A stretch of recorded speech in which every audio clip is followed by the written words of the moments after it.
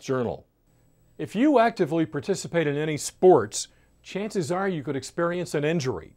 Dr. Russell Petrie of Hoag Memorial Hospital Presbyterian in Newport Beach explains the most common injuries he sees and the recommended treatments that promote rapid healing.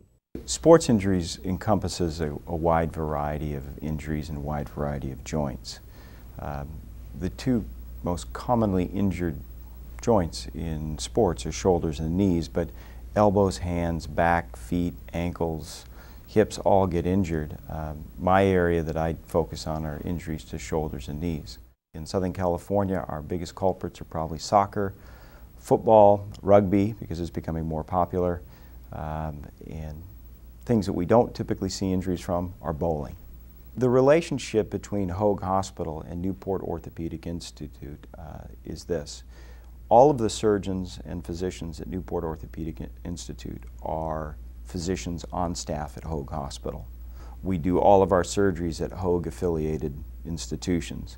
And so while we are an independent group, we are very, very tightly aligned with Hoag Hospital, and we work with the hospital to improve our operations and improve the experience for the patients, so we work very tightly with them. What has changed over the last 10 years is that our ability and our skill level to treat more and more complex pathology inside the shoulder and the knee has grown, particularly in the shoulder. I think many of us today think that we can actually take care of things inside the shoulder that we would never have dreamt of taking care of 10 years ago. And in fact, for a lot of people, arthroscopic shoulder surgery has become the gold standard because we feel we can actually treat a greater variety of pathology better. From the patient's perspective, it's pain. The arthroscopic techniques have a tendency to be much less painful. That's not to say that there's no pain. There's no way of getting around having pain in a rotator cuff operation. But the pain has a tendency to be shorter and less intense when we do things arthroscopically. People often ask me, if this was your shoulder, what would you do? And I tell them, I can't tell you that because I've never had this problem and I don't live with your pain.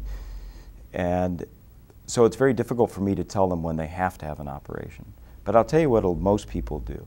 And the key elements, particularly with rotator cuffs and then instability, usually it's night pain. Once people can't sleep at night, they want it fixed.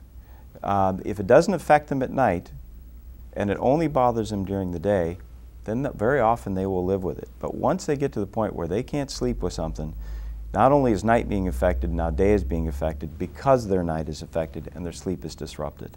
And at that point they're grumpy, they're short-tempered, they lose their ability to concentrate, and they want it fixed. The second thing is that when people can't do normal activities of daily living, bathing and dressing, those are sort of the two keys.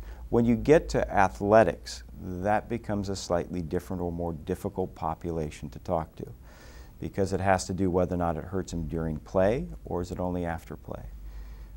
So it depends on the person.